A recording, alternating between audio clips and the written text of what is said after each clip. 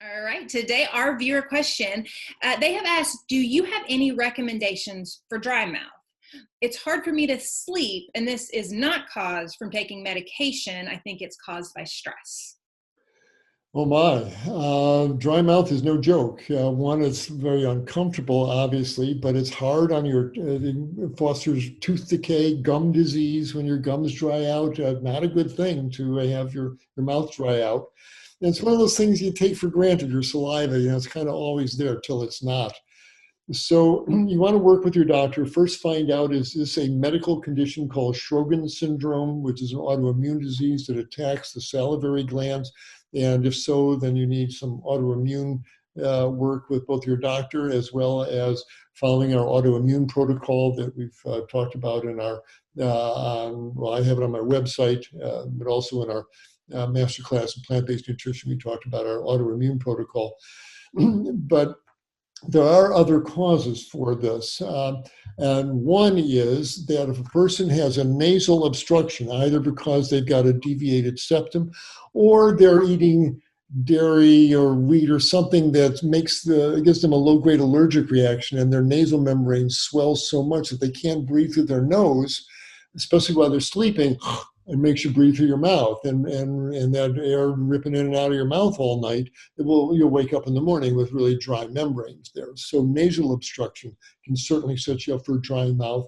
And if that's the case, talk to your doctor. You may need a referral to your nose and throat specialist, get your nose straightened out.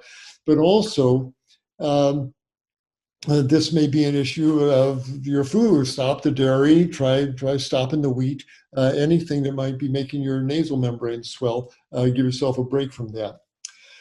Some simple things that you can do, got a little list here. Chewing sugar-free gum with xylitol in it for about an hour before you go to bed. The xylitol seems to be a benign way to keep your oral membranes dry, or keep them moist, keep them from drying out. Caffeine can dry your membranes out, so have your coffee or your green tea early in the day. Don't be having it in the evenings before you go to bed. It can dry it out. But I don't want to skip over this person's question. They say, I think it's stress related. Absolutely. Stress can dry your mouth out. Many times you suddenly find yourself in a really scary or anxiety producing situation. What do you know? Your mouth goes dry when you got that big interview, or you got to give that big talk. Your mouth dries up because your sympathetic nervous system now will absolutely shut down your saliva intake, or your saliva output. So if you think stress is involved, then get to the root of the stress. If you're in a lousy relationship, or you got money problems, or if that's really what's going on, then it's more than just chewing some xylitol gum before you go to bed. You got to deal with the cause of that stress. But absolutely, stress can make your mouth dry out. Tobacco certainly is no friend of your mouth, so stop cigarette smoking for sure. Keep yourself well hydrated. Keep sipping water.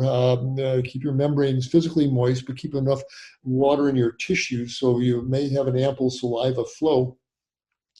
There are saliva substitutes you can get at the pharmacy, mouth coat or Oasis mouth spray. I have no connection with these companies, but there are products that you can go talk to your pharmacist about, things you can buy over the counter that they can point you to. There are mouthwashes like Biotine. Can give yourself a mouth swish before you go to bed. That can leave you with a residual moisture in your mouth. That can also help. Antihistamines like Benadryl, which people often take to go to sleep, they dry your mouth out and they dry your secretions out. So don't be using antihistamines for a sleep medication. And the decongestants that people use for their runny noses, well, they dry you up. That's true, they do, but meanwhile, dries your saliva up as well. So don't be using a decongestant or an antihistamine. Certainly those hours before you go to bed. And keep some moisture in the air at night. You want to put out a pan of water, or you actually run a humidifier in your room, so the moisture that you do breathe in at least has more moisture in it to help keep those membranes dry. So long list, it's a significant issue. And so do everything you can do. Go back over this list and check them off and deal with what you can deal with, and especially getting at the root of that stress. And hopefully you'll wake up with a wetter, happier mouth. And I wish that for you. So happy sleeping. Take care. Hi everyone, Dr. Michael Klaper here, announcing our new format for our Q&A with Dr. K. Annie Hagen will be asking me one question that's been sent in by our viewers. So if you want to see if your question is getting answered, do join us for our Q&A with Dr. K right here. Hope to see you then.